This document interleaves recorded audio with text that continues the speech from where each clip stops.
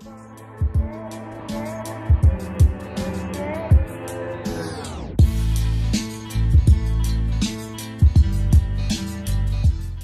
up with Conor? Freaking uncooperative. If you're wondering why there's been no great promotion for this fight, and there probably doesn't need to be, because I think the fight's going to do 1.5 million buys anyway. But, like there's no world tour, there's no big press conference, he hasn't been anything back and forth. Conor is just not playing ball, which is funny because he's got a big percentage of the show. He's sharing in the profits. He's not just getting like a few dollars a buy. I mean, he's like a partner in this thing. So if you're a partner, you would think you would promote it harder. There's no press conference because he's not agreed to come in the United States. And I'm guessing, he's got to train his takedown defense as hard as he can, because that's the only way he can win this fight is by training that takedown defense. And he absolutely can win the fight. But yeah, I don't know if he's going to come and promote it later. He should. It's amazing. I mean, we're 5 weeks out now.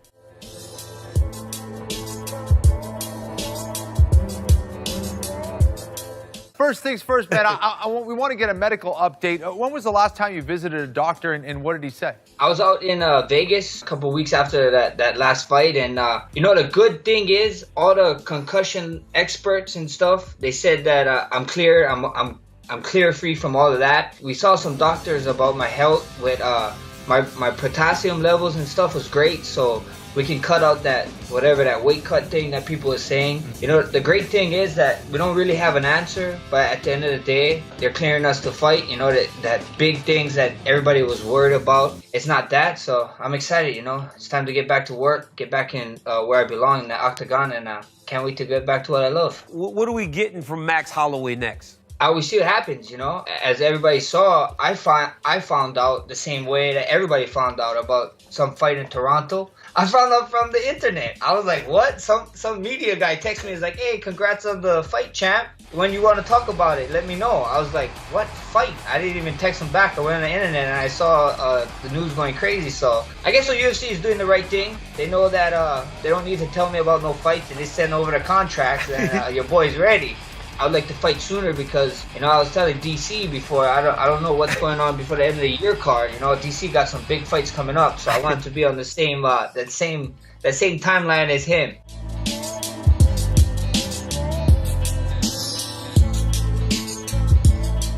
So if you take the belt, do you plan on unifying that belt with the middleweight belt?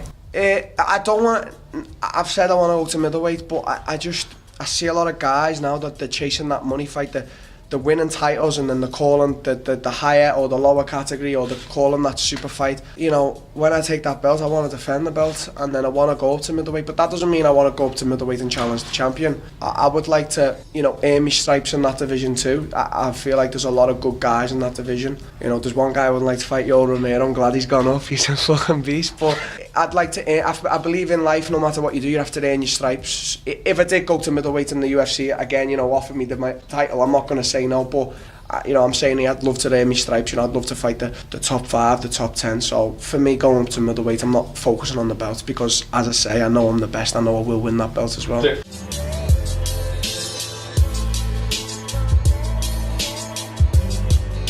I went to talk to Greg and Wink and say, hey, this guy's brand new to the gym, right? He's only been here one camp, couple of months. I said, I don't think that it's okay for him to come in and call me out. Like, that's not right. So if he is doing that, I don't think we should allow him to train here for this fight. And Winklejohn tells me, yeah, I thought you called him out, and he's just a shit ass and lies like to your face. So to me, he was like, yeah, sure, no problem. I'll clear it up and we won't have any issues.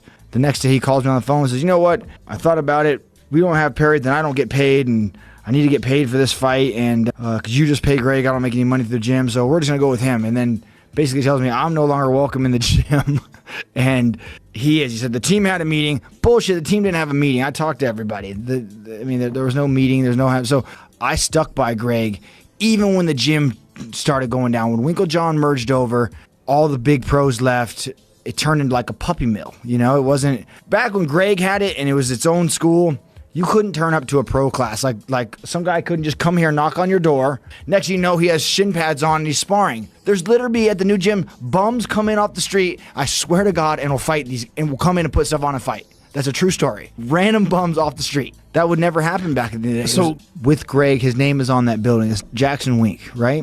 JacksonWink. When it came time to pick the decision, and they said we want to go with Perry, why the didn't you stand? Because Greg's still with me. He's like, yeah, I'll just come to the ranch and we'll sort this out. And I'm like, what the are you talking about? You tell me I can't come into the JacksonWink gym, but you're going to backdoor and come to my house and we're going to train to fight me while Perry's there at the gym. You see everything he does. And then you're going to come and you're going to train me. Not to mention you're holding classes there and he's watching. I mean, you might not be training him to beat me, but there's a lot of people there that have trained me for years. So to me, that was the point I was saying, like, man, can we just not have him there for this camp? I mean,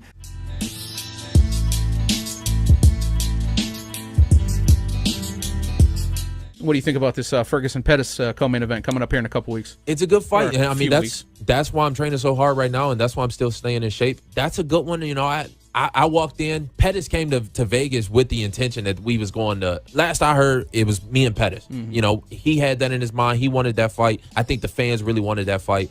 That's what I was looking forward to. And they throw Tony in there. I get it. Whatever. Tony kind of stole my fight. It's another bone that I'm gonna have to pick with him in the future.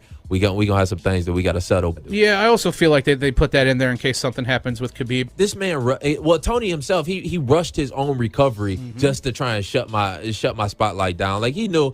If it would have been me on that and Pettis on that card, then I would have really stole the show, and it would have been me, Khabib, or Conor next. But you know, we gonna see how the whole thing play out. I'm excited for it. You know, either way, I'm staying sharp. I'm staying ready because you got 4 guys on that card, and 3 of them are known to pull out of the fight, and I stay ready, and I never pulled out.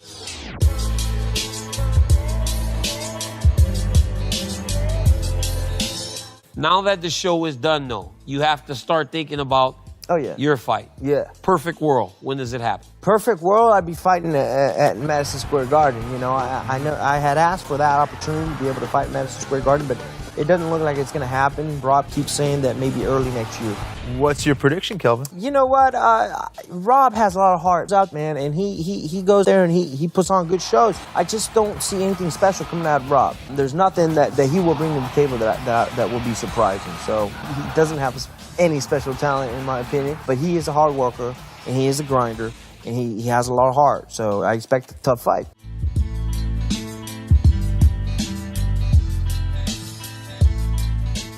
Talk about the matchup that you have. I mean, do you think this fight may even have more meaning, and how do you feel like you match up with him? I think that stylistically, I don't think that Volkan's any tougher of a fight than Shogun is. I think that they're really, really similar in the way that they fight. They're both aggressive. They're both kind of counter guys. They're both obviously strikers. But I think for the fans, it's going to make a difference because, you know, as much as I think it's bullshit, you know, everyone pretends like I'm out here beating up children that can't defend themselves anymore, you know, and we know that's not the case, but it is what it is. So now it's someone who's younger, is closer to my age, and I think this will really kind of shut the people up and say, all right, you know, maybe he's for real. So, I mean, has this been tough for you to have these back-to-back camps? You know, physically I feel all right. You know, I'm not injured. I'm not banged up. I'm not, you know, like my body feels great. And I think a lot of that has to do with the weight cut. I'm not really wrecking myself, so I'm not doing a lot of damage to myself. The fights have been quick, fortunately, and I haven't taken too many shots, which helps. But I think emotionally and like mentally, it's kind of taken a little bit of a toll. Like, you know, I got 3 young kids and a fiance, and I train in Denver. I live in Omaha, so I'm back and forth. So it's been nice just to be home and just kind of chill out a little bit, you know, but I've been begging for short turnarounds for a long time, and, you know, I guess be careful what you wish for, I suppose.